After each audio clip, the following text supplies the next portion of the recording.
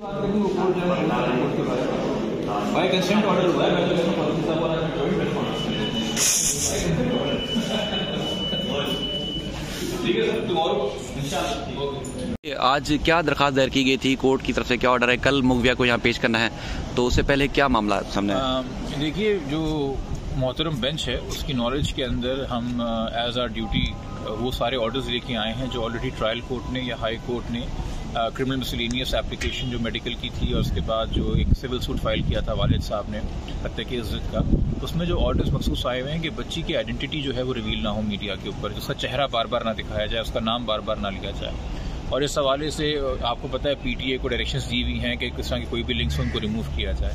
तो खदशा ये था कि कल जब बच्ची आएगी, आपको पता है ये केस जितना मीडिया के अंदर हाईलाइट हुआ है और फॉलो हुआ है, तो हमारे यहाँ एक एक्सक्लूसिव फुटेज की दौड़ होती है जी। और अब चले मीडिया तो फिर भी पैमरा के तहत एक नज़्म व ज़ब्त का कायल है, मगर बहुत सारे हमारे दोस्त जो सोशल मीडिया यूज़ करते हैं और अब सहाफ़त को परसू कर रहे हैं अपने इंडिपेंडेंट अंदाज में, वो ना ट्रेंड हैं ना किसी डेकोरम के कायल हैं। तो कोई तूफ़ान बदतमीज़ी कल ना हो, कोई चीखो पुकार कल ना हो, कल कोई अनप्लेजेंट वाक़या ना हो। इवन फॉर एग्जांपल कोई इंटरव्यू लेना चाह रहा हो और पुलिस कंफ्यूज हो जाए कि क्या करना है क्या नहीं करना, चूँकि डायरेक्शंस वाज़ेह नहीं है, तो बेहतर है कि अदालत एक दे देती प्रोटोकॉल बना के।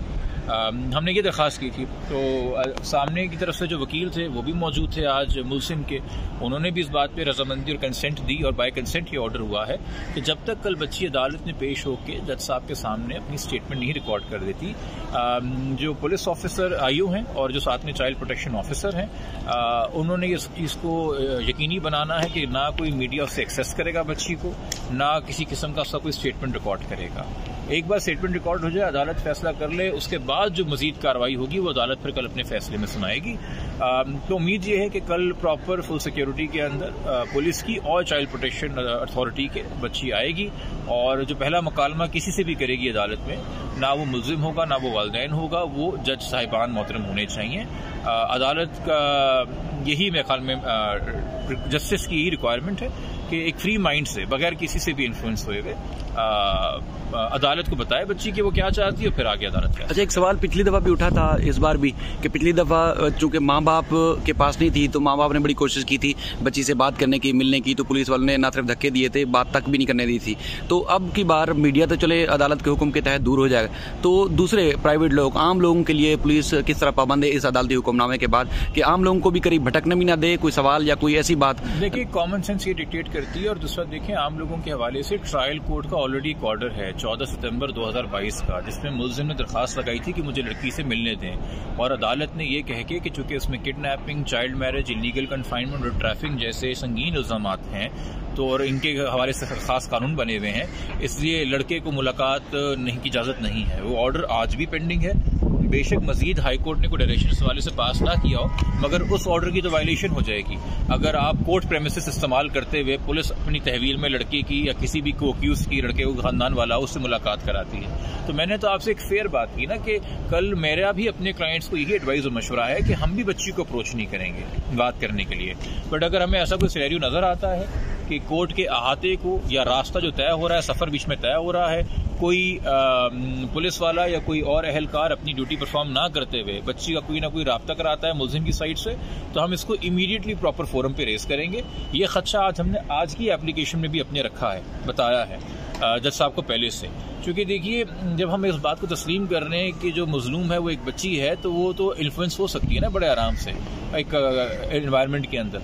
क्योंकि वालिदैन की अब तक जितनी भी मुलाकातें बच्ची से हुई हैं, वो तो या किसी फैमिली जज की प्रेजेंस में हुई हैं या वो सीनियर चाइल्ड प्रोटेक्शन ऑफिसर की मद में हुई हैं, वो तन्हाई में तो नहीं हुई हैं।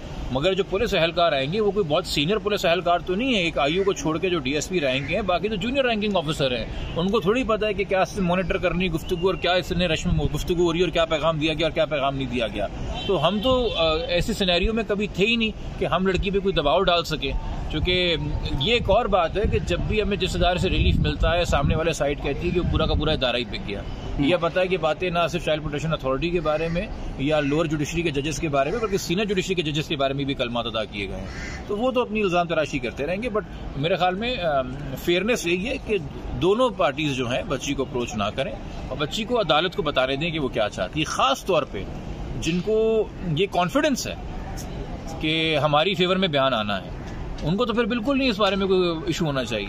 अच्छा, एक आपके शायद अगर मुनासिब समझें तो इस सवाल का जवाब दीजिएगा कि मुल्ज़िम की तरफ से एक दरखास्त दायर की गई है, आपकी शायद नॉलेज में हो, क्योंकि उस वक्त जब चैम्बर में समाअत हुई आप नहीं गए, लेकिन जब आपकी दरखास्त की समाअत हुई तो फिर मुल्ज़िम के वकील भी अंदर आए। नॉर्मल डेकोरम तो यही है कि जब पहली हियरिंग है और आपको नोटिस नहीं है तो आपके इल्म में भी है तो आप चैम्बर में मत जाइए।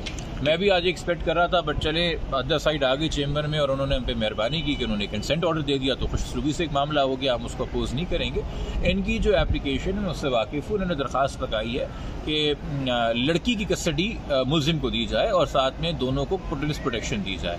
अब उसके क्या मेरिट्स हैं क्या नहीं है वो ऑफ कोर्स अदालत सुनेगी मामले को, हम फिर उसके साथ अकॉर्डिंगली इसको आर्ग्यू करेंगे। इस सारे केसेस को यकजा किया गया, सारे कल ही एक साथ चलेंगे मेरे ख्याल में वो दोनों को साथ ही उठाएंगे और फिर कोर्ट डिसाइड करेगा कि इनको कितना आगे तवील चलाना है, बिकॉज इसमें से कुछ रेमेडीज या कुछ प्रेयर्स ऐसी हैं जो हो सकता है कल की पेशी के बाद अगर कस्टडी का मामला डिसाइड भी हो जाता है तो फिर उसको मजीद हेयरिंग दरकार हो, क्योंकि हमने भी मुलाकात और प्रोटेक्शन के हवाले से जो है कुछ दरखास्तें की हुई हैं, इन्होंने भी की हुई। ठीक है सर, थैंक यू।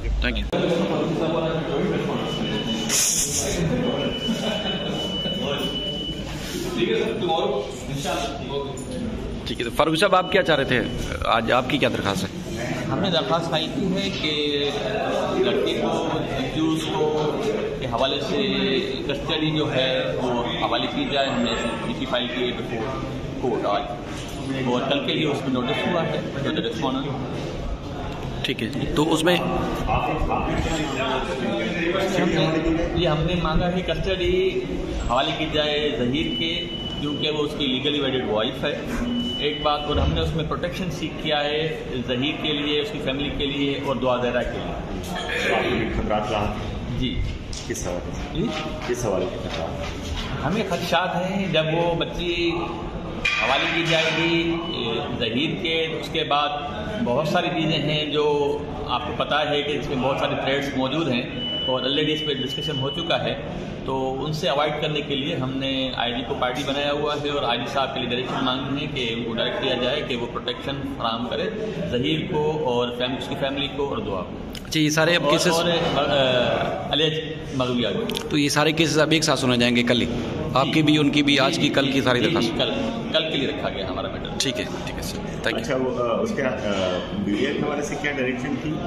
मीडिया के हवाले से ये डायरेक्शन है कि जब आयुष साहब पेश करेंगे मगविया को कोर्ट में, उससे पहले वो मीडिया से उसका रब्ता ना हो और बच्ची को स्टेटमेंट कोर्ट रिकॉर्ड कर ले, ऑर्डर हो जो भी हो जाए उसके बाद।